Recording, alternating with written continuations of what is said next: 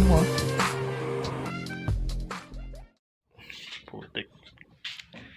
Alas 3 na, di pa rin ako kumakain. Kasalanan mo itong Marisakal.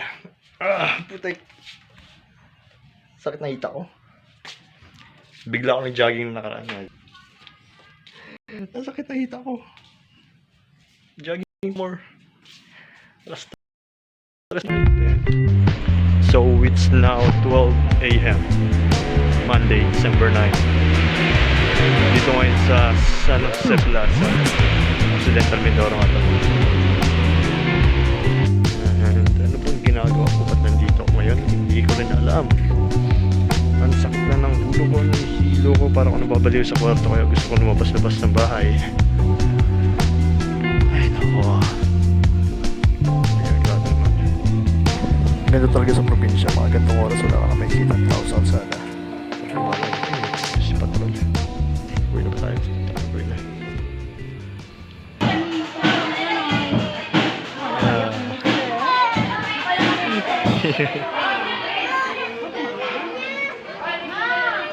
Ay, matawa talaga yung mga bata sa simbahan.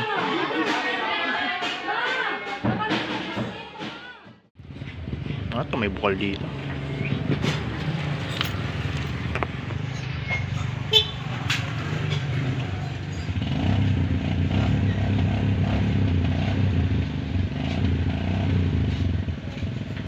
So yun naman, bumili tayo ng rubber dumper na yung 100. Pero ang layo na pinuntan yun, naglalakad ako dito sa kabilang kanto yung paayusan na din na lang ako, grabe ko rin. So anyways, dito siya. Dire-diretso na to. Kainit, una, ano ba yan? Alas 2 na ata. Bukay.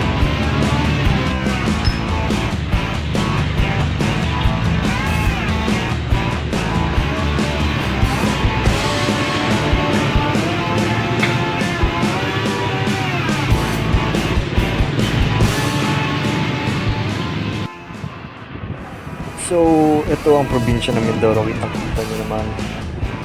Yan yung kalsada. Yan. Ang aluan ng kalsada, di ba?